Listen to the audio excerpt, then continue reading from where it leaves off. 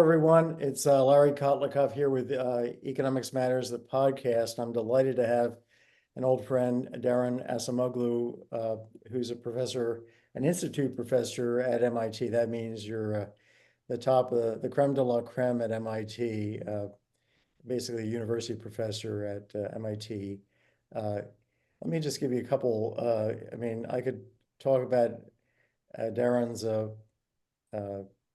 career and introduce him for about 3 hours, and I still wouldn't be getting to really fully describe it. He's an elected fellow of the National Academy of Sciences. That's I would say, our most prestigious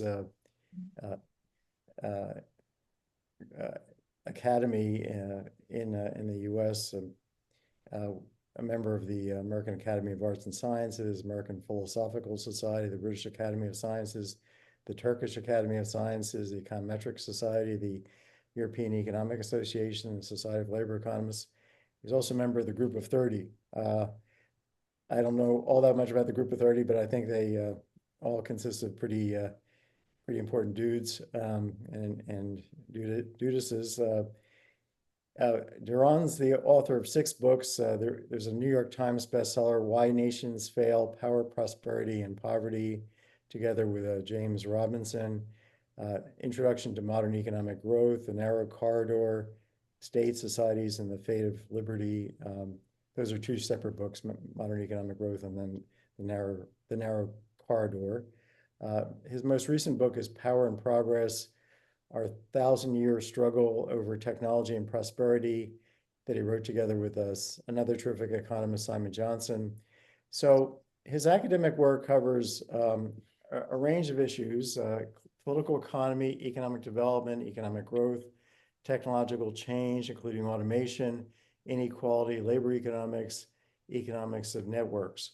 Daron has received all number of awards, Schultz Prize from Chicago, the Sherwin-Rosen Award for Outstanding Labor Contributions to Labor Economics, the Distinguished Science Award from the Turkish Science Association, the John von Neumann Award. That's not an easy award to get. And the list goes on. Jean-Jacques Lafont Prize for economists. We all know who Jean-Jacques Lafont was, and that's a big deal. Also the CME Mathematical and Statistical Research Institute Prize. But the most, important prize that he's won is the John Bates Clark Medal that he received in 2005. So we're talking 19 years ago. And that's the prize for the top economists under 40. So Daron, you're actually somewhere in your early 50s, mid 50s at this point? Past mid-50s, yes. Past mid 50s, okay, all right. But it seems like your rate of productivity is going up, not down. The Erwin Glenn Nemers Prize that he received in 2012, and then he also received a very important prize, the BBVA Frontiers of Knowledge Award. He's gotten a lot of honorary degrees from top universities. Let me, before I turn things over to you, and perhaps you can tell everybody how you got into economics and your background, getting a PhD from London School of Economics. But I just wanted to kind of show people your, I got to do it by this methodology here.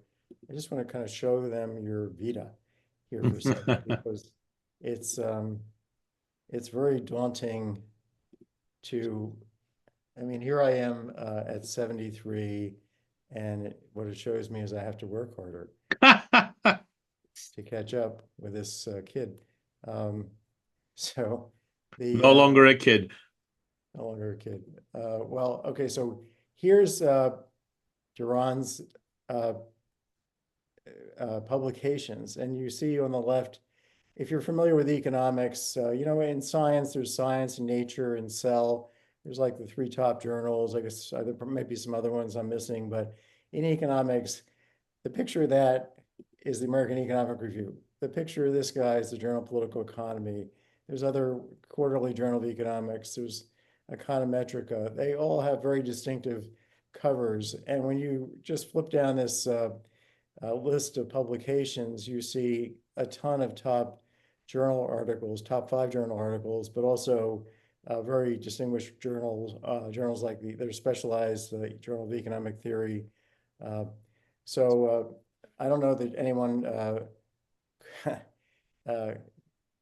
starting out in grad school or getting a PhD in economics and going into academia, if they look at this, they could be very depressed and decide, well, it's kind of, there's two reactions. One is this is like too hard for one to kind of aspire to this kind of a accomplishment, but also uh, if one reads the titles and the abstracts to these papers, you can get an extraordinarily quick and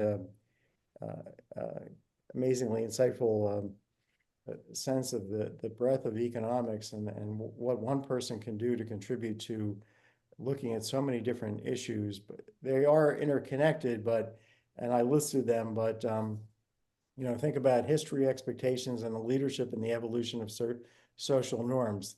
This is not the standard thing that you would expect from an economist. You expect articles about the price of apples or why inflation was high or could the Fed impact inflation. And most economists kind of focus on these kind of second order questions because they're easier to get at. But, disease and development, democracy, redistribution, and inequality, search for multi-worker firms, economic and elite control of civil society in Sierra Leone.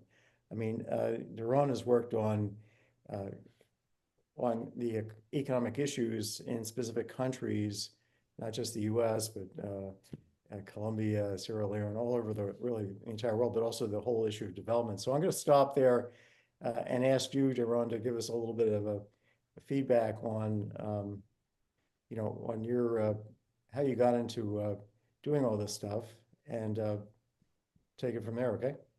Well, thank you, Larry. That's quite the introduction. Very My flattering. Well, look, I think the distinguishing feature of my career is that I've been lucky. I got into economics because I wanted to study social science, and I actually thought economics was broadly about social science in general. I was actually drawn to topics of democracy, political repression, economic dysfunction when I was coming of age in Turkey, under an economic crisis, under a military dictatorship. And I was like wondering, what do these have to do with each other, and, whether one causes the other. And that brought me to broad social science questions. And I thought, I want to study these. I had no idea how you would do it, how you would go about doing that. But I thought that's what economics must be about. So I decided to study economics. And my father correctly advised me, you have to get out of the Turkish universities because you'll get yourself in trouble. You're too outspoken. So we somehow managed to get me to the UK. That's where I started to study this. And I quickly realized economics wasn't, at the time anyway, about any of these issues. But I still loved it. I love the fact that even as an undergraduate, you see that there is an emphasis on evidence, an emphasis on quantifying things and sort of mathematical logic interwoven with some social science questions. So I persevered. And the luckiness is that somehow I could come back and work on the sorts of issues that A, motivated me, as an 18-year-old, 17-year-old, but B, even more wide-ranging that, I think any social scientist would be lucky to have the freedom to do so. And I'm sort of really delighted that I could sort of pursue these passions, and people haven't punished me for it, or not, they haven't punished me too much. Well, I think you've punished yourself enough, but I mean, it's not just the opportunity and the fact that, I mean, the opportunity was there because nobody else was really working on some of these very deep questions, but also the guts to take them on. And the other thing that's very noticeable about your research is that it's extremely current, so that you're talking about for example, in recent papers about the impact of AI, what it could do for the good and for the bad. Obviously, automation is a big issue. You really, with co-authors, including my a former colleague now, Pasquale Restrepo, worked on uh, issues of how automation impacts the Well, we can economy. come back to that. That's, Yeah, I think first of all, I am so fortunate to be working with Pasquale. He is just an amazing intellect, amazing powerhouse. But also, I think the issues of automation and AI really are fantastic for me because they bring the two big blocks of my work, which are about technological change, inequality and growth, and institutions, so let's start. democracy, and so So on, and let's they start kind of there. Yeah. come together there. So let's start there. I mean, some of your papers are kind of optimistic or quasi-optimistic about AI, we had big technological, not AI. Let's talk about just technological change, automation in general, smart machines. AI is obviously one technology that uh, makes machines smarter or makes us smarter, can help us in different ways, can substitute for us, but it's just one of many methodologies that are out there. Obviously, the invention of the combustion engine, automated transportation now didn't, so horse and buggy drivers moved into driving taxi cabs, but the horse went by, was outdated, outmoded, unemployed. And we used to have, I think around 1890, we had about 50 million horses in the US. I think we now have 3 million. So the question is whether uh, automation, broadly described, defined, is going to make humans obsolete when it comes to work. And is that going to happen in the context of basically gated communities where a few people own everything, including all the smart machines, and everybody else is basically their servant. Uh, and uh, and the big conflict here is keeping the people outside the gates. Well, I think you've jumped right into the hardest part of the question and the debate. It was one of the great economists, Wassily Leontiev, who first made that analogy about, the horses Mhm. were completely sidelined and became useless. Will the humans be next? And Mhm. I guess, the big answer to that question from my research and my thinking is that it depends. Technology, the future of technology is not like the weather. You cannot forecast it. We make it. We make choices. And there are choices that would make many workers powerless and sidelined. But there are also choices that could actually improve the lot of the workers and create new complementarities, new tasks, new capabilities for workers. I think that is part of the reason why I am so drawn to issues of automation and AI, because I think a lot of the discussion misses what I believe to be the crucial part, which is the agency that we have in shaping the future and also the stakes in that. And that's why it intersects so centrally with issues of democracy. I think economists are sometimes skeptical of, too much interference in technology. And I think that's a good instinct. But when you have such sweeping, pervasive technologies, I believe that democratic control over them becomes very important in the same way that I don't think we would want to completely bypass democratic control over nuclear weapons or other critical infrastructure. So uh, there has to be some democratic accountability of the most powerful actors, and that includes those who are shaping or who are disproportionately influencing the future of technology. But going into details just a little bit, I think the key issue comes down to two things. One is,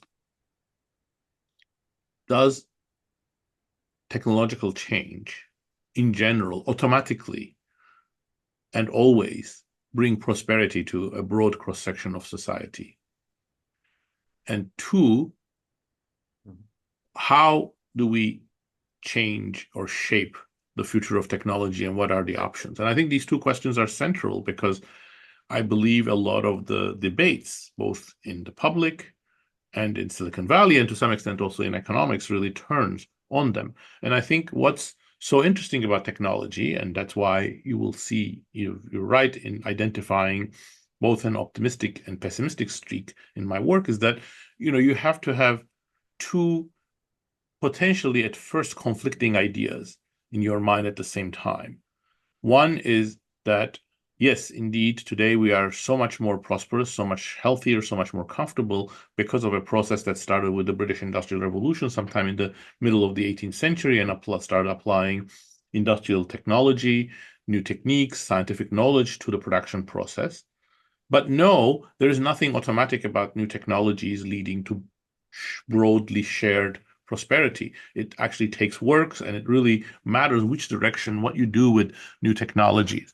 And I think that's where the political economy or the institutional aspect is key, because controlling technologies is a political endeavor.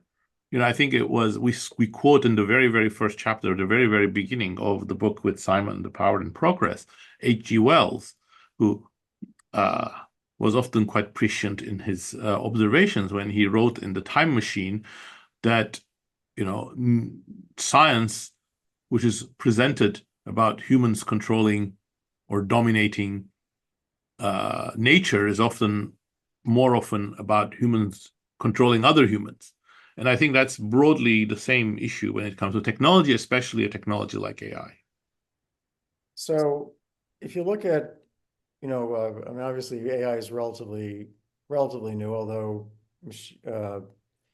neural networks are about 40 years old from, I guess. I remember, writing neural network programs when I was a master's student at the LSE.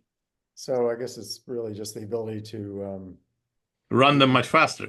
Yeah, run them faster and more, in systematic matters, have them have it available on your desktop to use. But if you look at the history of median real weekly earnings of American workers going back 30, 40 years, there's been very little growth. I mean, it's striking. It really is striking. Strikingly little. Wage inequality has gotten dramatically higher from what I understand. Now, it may be, fiscal policy is also advanced in the sense that we have a whole lot of social insurance programs, Medicare, Medicaid, Social Security is a much bigger scale. We have actually about 500 fiscal programs, progressive income taxes. There's 42 state income taxes. They have their own earned income tax credit and child tax credit. So we have a lot of redistribution to try and make things fairer. But looking back, even leaving out AI, which is relatively new on the scene in terms of its potential impact, you would have to, I think, conclude that whatever process is going on, it hasn't really been good for low-wage workers, things that they haven't kept up, at least in our country. Now, other countries, I presume that's not really. Yeah, it's more complex. It's more complex. But yeah, I think you've put your finger on the main issues. Look, I mean, by and large, the U.S. Tax system, let's call it, or the social safety net, is actually not non-progressive. It actually has a lot of progressive elements. It's just a patchwork, and it's very easy to fall through the cracks. So the U.S. does redistribute a lot, but it doesn't redistribute in a coherent and cohesive way. But more importantly, and here I think I will disagree with some part of the sort of social democrats, on the other hand, agreeing very strongly with some other parts of the social democrats, is that I actually don't think it is either sufficient or in the long run feasible to have shared prosperity achieved via redistribution. you really need to create the conditions, enabling conditions, human capital conditions, technology conditions, and institutional conditions such that the earnings of people with different skills, different interests, different competitive advantages all grow. And that's what the US has singularly failed in doing. And indeed, you can see that it is to some degree a choice by looking at other countries where different outcomes have emerged. On the other hand, you do also see some of the same tensions. So whatever is happening in the US is not isolated from the rest of the industrialized world. So, for example, if you look at what has gone on in terms of the occupational changes in the United States, it's very similar to those that have happened in Germany or France or Canada. So you see the technological element that jobs on the factory floor, blue-collar jobs, office jobs have been eliminated. And there is a degree of polarization in the types of jobs that have been created, more at the top, engineers, technicians, managers, and many at the bottom, sort of low skill personal services and so on. And you see the same pattern in many other countries. But the way that that has been coupled with wage growth is very different. For example, in Sweden, over the last 20 years, you see that wage inequality has not increased at all, actually.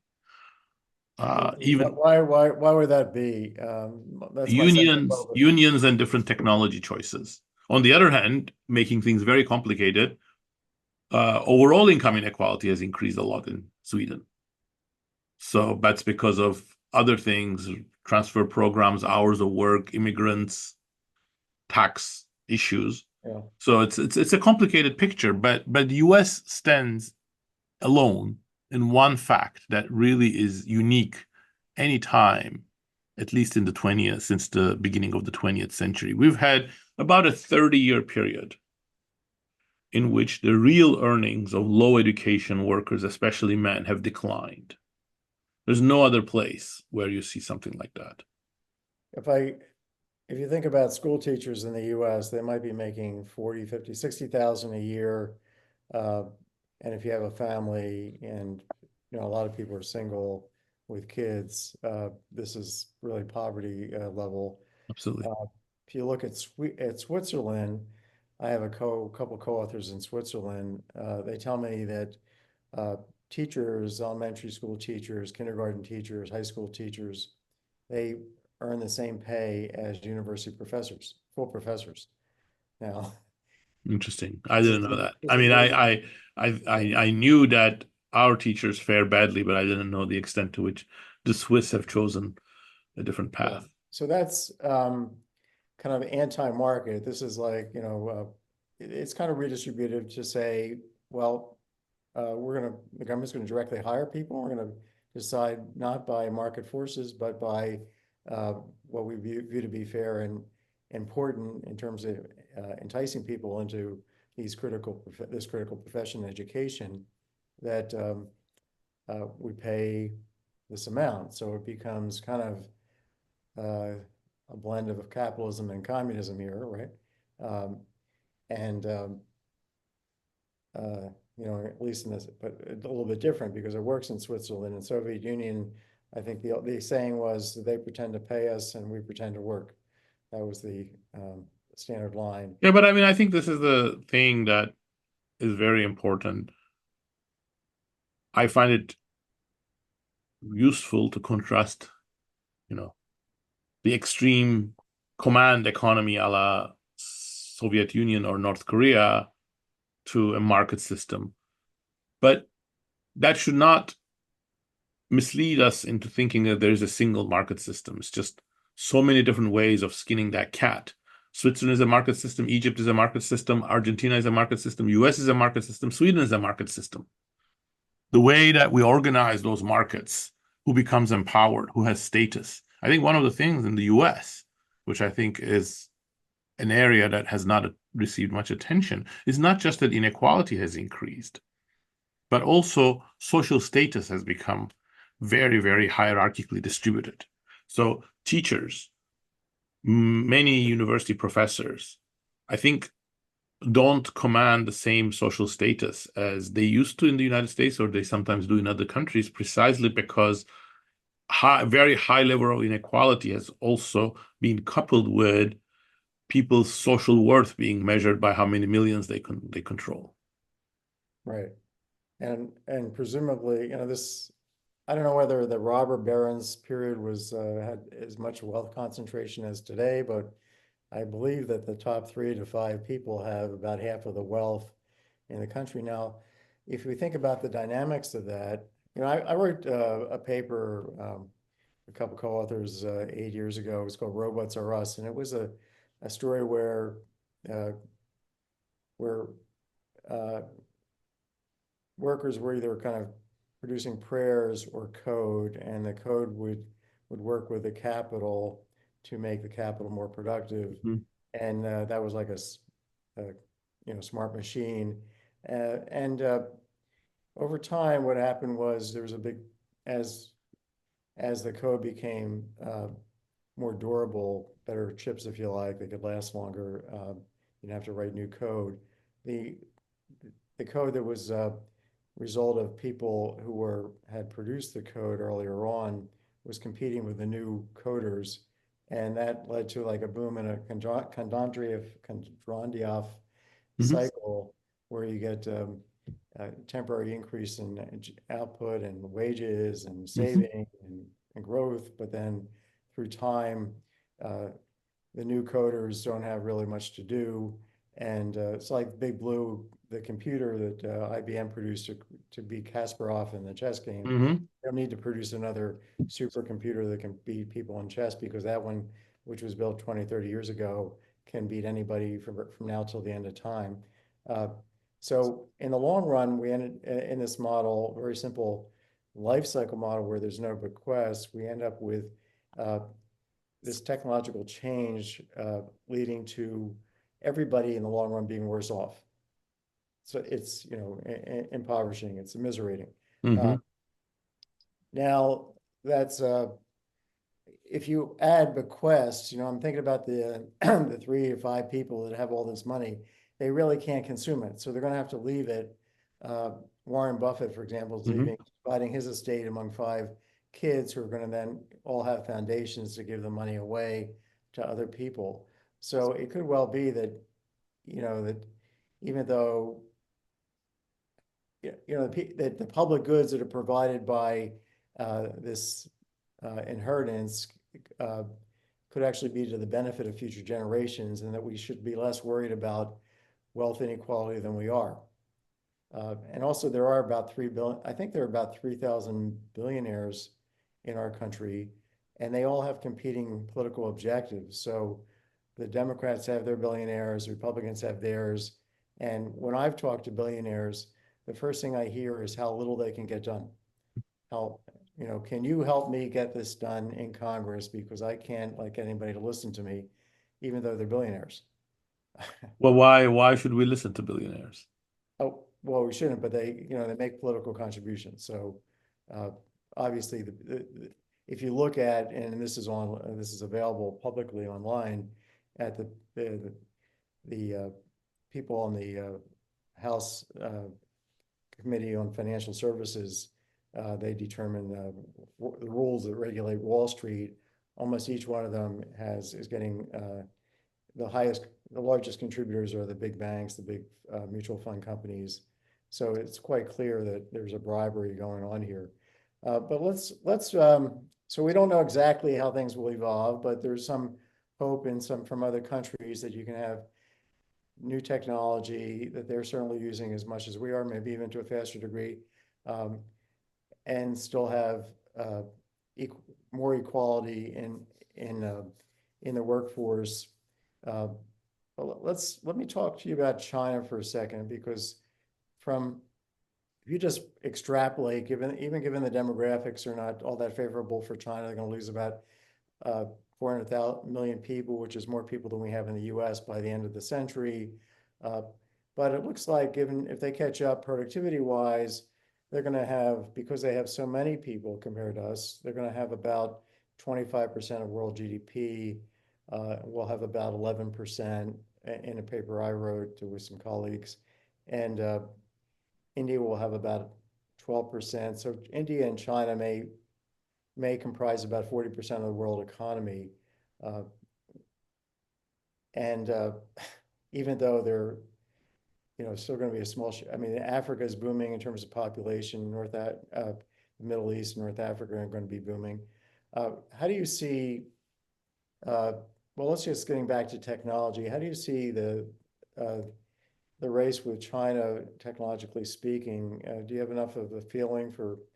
Uh, they seem to be producing armaments and ships and Navy much more Absolutely, rapidly. yes. Yeah, I mean, I think China is sort of a unique historical experiment in some sense because there have been more authoritarian countries than you can count in history, but none of them have prioritized innovation as much as China and have defined their objective in terms of innovativeness, which the Chinese Communist Party to some degree has. That being said, I still think it's unlikely that China will have the technological revolution that will bring it to the levels of German or US or UK GDP per capita. They are pouring huge resources in fields like AI and armaments, as you pointed out, and they will make some important breakthroughs. They're going to converge in terms of research papers and output. But I think innovation takes several things. It takes scientific breakthroughs. It takes industrial technologies that are coupled with those. And then it takes a lot of applications and entrepreneurship to bring everything together. And many of these things are very hard in authoritarian countries, and especially the kind of authoritarianism that China has perfected, which is very stifling. So they will, I believe, face more and more challenges in generating the really high impact, high productivity technological breakthroughs. Okay, well, that's interesting. Now, so that's one aspect of economic development into the future. But let's look at you've done critical work on economic development along in your short career. So I remember there's this paper about comparing this town on the border of Mexico and Texas Nogales, yes. with the town right across the border. The two towns have very different per capita GDPs. One's very poor and one's pretty middle class, I guess. And you point to the rule of law as the key element, whereas other people like my grad school classmate Jeff Sachs and lifetime friend have thought about resources, the fact that in certain countries, and like in Africa, they're landlocked, they don't have the kind of natural advantages Mm-hmm. uh, of some other countries or maybe natural resources. But you're saying that the really critical thing here is uh, institutions and Yeah. rule of law being the most important. You want to just riff on that a bit? Well, I mean, I think that Nogales example, as many other towns of the same sort, was picked at the beginning of Why Nations Fail precisely because it is a very difficult one to make sense of with geography or culture. Uh, Nogales was a city unified by culture, language, geography, and tradition for a long time until the US-Mexico border divides it into half, South Nogales and North Nogales. One in the US, the other one is in Mexico. So at least you can say perhaps Mexican geography in the Chiapas is very different than the US in Massachusetts Bay, but that argument is very hard to make for Nogales, nor is the culture argument because actually people speak the same language, the same traditions, the same sort of general social life on both sides. Right. So So you think it's the rule of law? In I think it's a broad cluster of institutions, rule of law being one of them. Mhm. Now, some of your recent work, I mean, again, you don't shy away from any big topic. Like, you have papers that are talking about the endogenous evolution of culture. Uh, and, we do have very different cultures, and part of that is the rule of law and whether or not, bribery or violence to settle disputes is accepted. Uh, how do you, you know, maybe you want to talk a little bit about that and Yeah, I mean, I would love to. So, I mean, yeah. you know, look, I think if you go back to Why Nations Fail, we This were is the book with Simon. it was Jim Robinson, Oh, yes. Jim. Yeah. Okay. And we could definitely be accused of being too dismissive of culture. So we said, culture as conceived at the time cannot account for the big differences in prosperity, economic dynamism, and so on around the world, by which we meant the cultural explanations based on national cultures or religious cultures being different. But in hindsight, we should have said much more. And definitely, there are very interesting cultural dynamics, and one should study them in conjunction with rule of law, corruption, technological change, and so on. But they don't reside simply at the level of well-defined nations or ethnicities or religions, and they are not fixed. So my more recent work, therefore, has sought to both theoretically, conceptually, and empirically try to think more systematically about cultural change. So, put it bluntly, my view is that culture matters, but culture is much more fluid and much more changeable than most of the economics and some of the sociology literature on culture sort of emphasizes.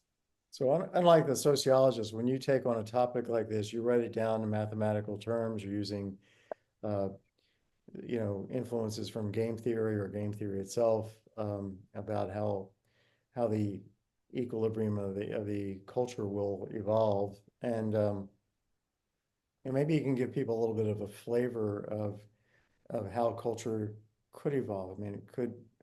Yeah, I mean, I think, but the problem is, I think the two methodologies are complementary. So when you write down a game theoretic model or a mathematical model, it brings greater clarity, transparency. It puts the spotlight on mechanisms and how they could work. But on the other hand, it sort of pigeonholes you into a very specific mechanism when there could be some broader forces in there. So the way that, for example, I approached that issue with Matt Jackson was to think of norms as one aspect of culture, and it was the story that we mathematized is essentially you're learning what the norms of your society are.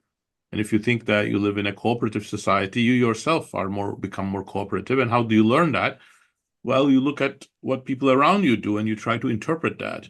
When you have people around you who don't say hi to each other or who don't turn around and help somebody who has fallen down, then you conclude, well, this is not a cooperative culture. I shouldn't act in a cooperative way. And that can become self-fulfilling, or at the very least, it can become long-run persistent, but not unchangeable. So we actually put a lot of emphasis on how something could remain in status for a long time, but then some shocks or leadership or other things can actually bring you to a different equilibrium endogenously. So I mean, it's somebody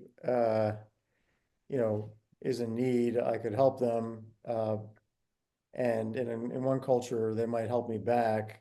Yeah. Other culture they may not. So it's not in my narrow self-interest. It's kind of like the selfish gene, the selfish Yep. person Yeah.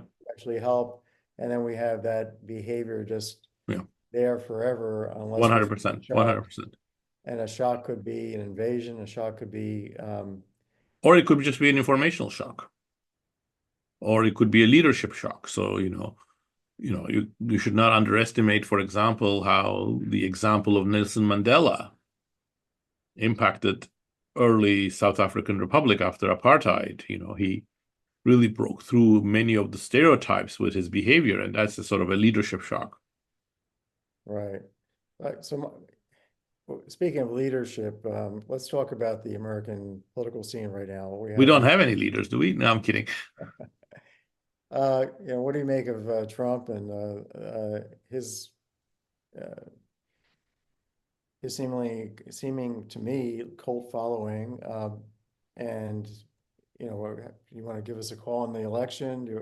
I'm What's not your going to give you a call on the election, but I have written some op-eds on this, so my views are out there, even if not known to everybody or many people. But I have, again, I think on Trump, you really have to hold two conflicting ideas in your hand. And I think in one op-ed, I put it as we have to distinguish Trump and the Trumpists.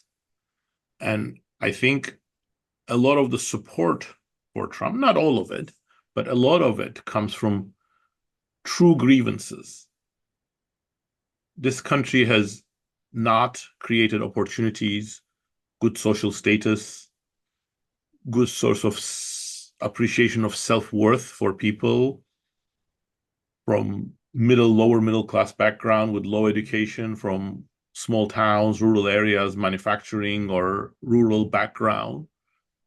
And I think it's been a persistent pattern for perhaps 30 years, perhaps more, that has really built up a lot of anger. And some of these people saw in Trump somebody who is challenging the system, and therefore they have become attached to him. Call it the white working class, call it, the low education workers. And I think their grievances are real. You may or may not agree with every aspect of their choices or their social values or whatever, but that doesn't mean that their grievances aren't real, and the fact that they haven't been heard for a long time, now it's different, is not real. That being said, I think Trump is first a very flawed emissary for whatever their grievances are, and second, I have consistently said he is a real threat to democracy. So that's why you really have to hold two very distinct and perhaps contradictory ideas in your mind. One is you really have to sympathize to some extent with Trumpists and their grievances. But on the other hand, at least from my vantage point, we should give no quarter to Trump, who is not just a sociopathically selfish, destructive, polarizing figure, but a real threat to democracy. Well, that's quite the endorsement. The But I'm wondering to the extent to which, I mean, there are real grievances, but I think there's also, and as I mentioned, as we talked about, the fact that median real wages of workers have basically not moved much at all, and and for some low educated, people don't get high school degrees. They're probably, have probably declined over time in real terms. So that's a real grievance. The fiscal redistribution, as you said, is haphazard. It's really But trapping also, I people. think it's not a substitute. Again, coming back to what I said, Yeah, I don't think you're going to make people happy and have a sense of self-worth if right. you tell them consistently you're no good, you cannot even earn your money, but we'll give you some redistribution so I that think you it's don't even, starve. yeah. If I can add to that, I've been looking at the distribution of marginal lifetime taxes. If you earn an extra $1,000 in present value, how much more do you get to spend after all the taxes and benefits, losses of benefits, increase in taxes? You have about a quarter of the poor, the people in the lowest quintile, Uh, facing marginal taxation rate, marginal tax brackets of 60% or more. We found one that's 20,000%. Uh, you lose Medicaid for yourself, you lose it for your kids, you'll lose your food stamps, Absolutely, yeah. everything. And every state is different.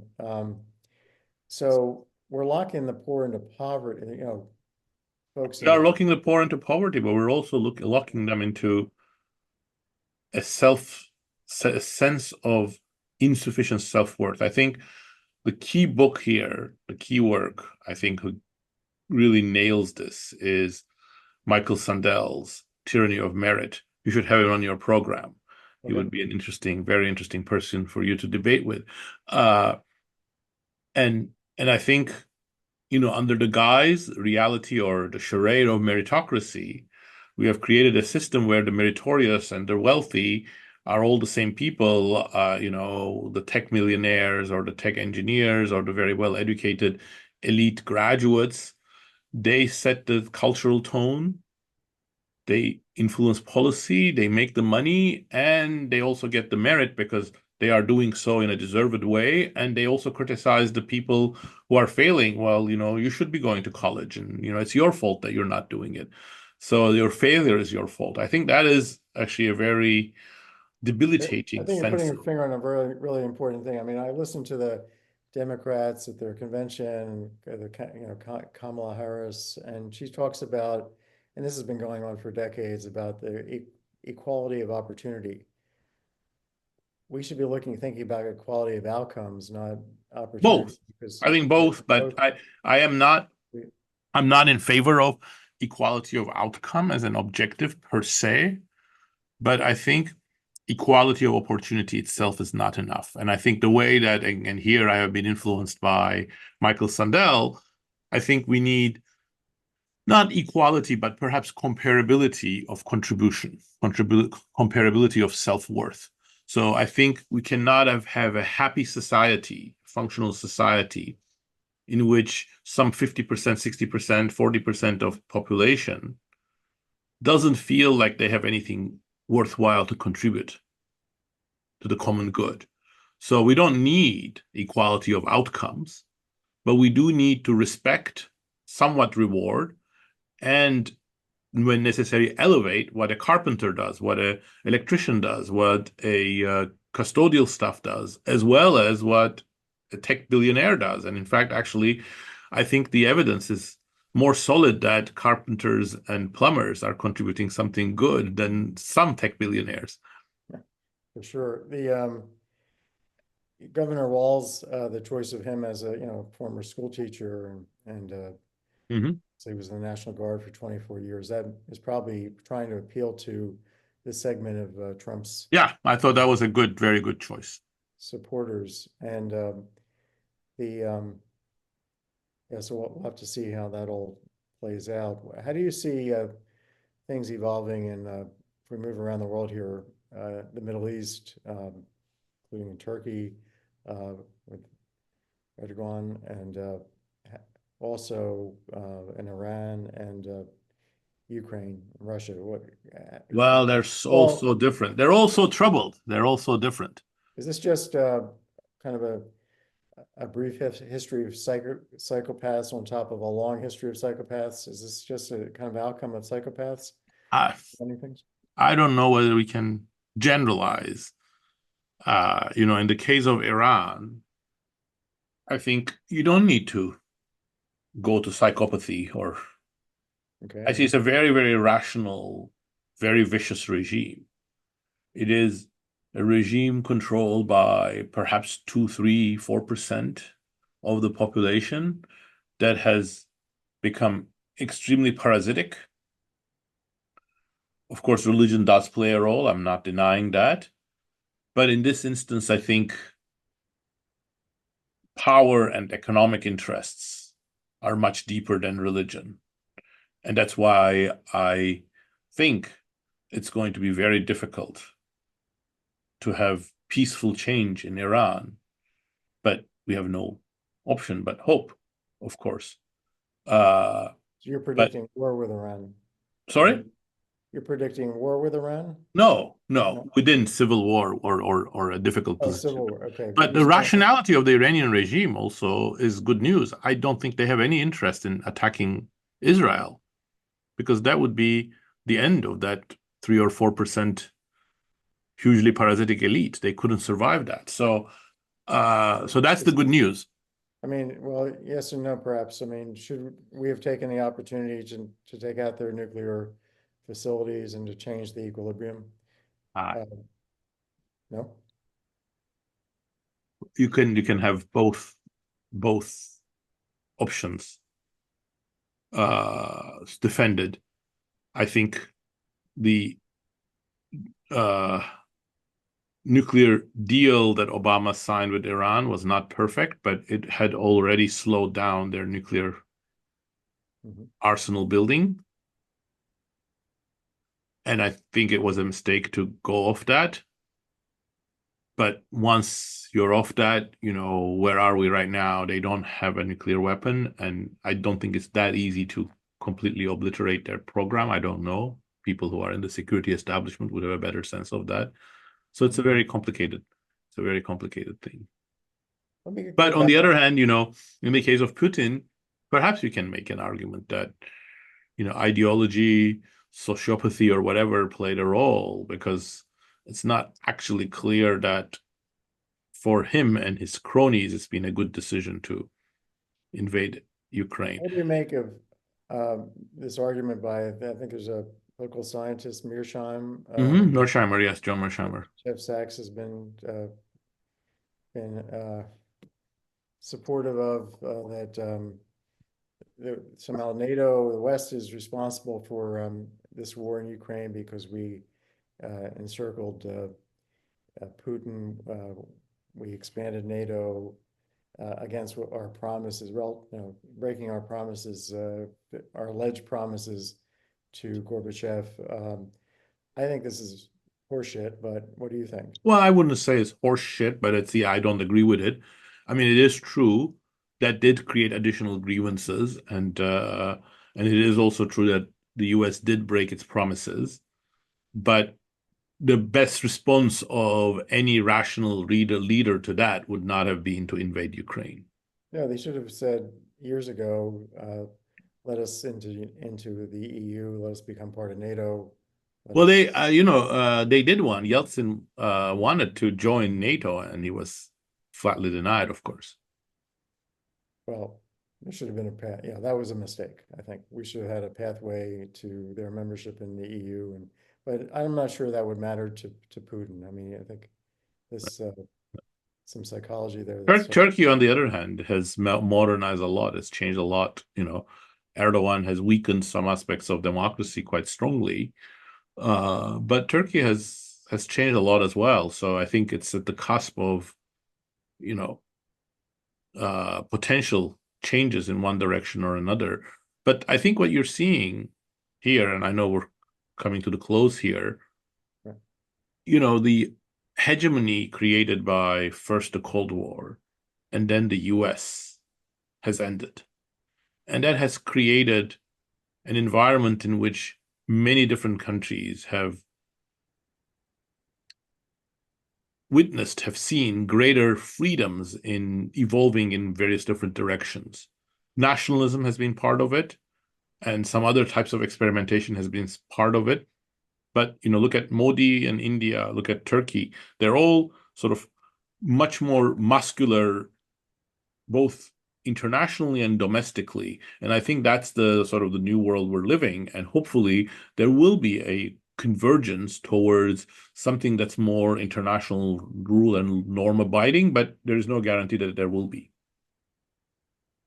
Let me ask the last question here, which is, let's say Harris is elected. Do you see yourself playing a role in the next administration? Would you? No, I don't think so. I love what I'm doing too much. And okay, so last thing then is, how do you see your work progressing? Do you know, I mean, you keep coming up with new major issues.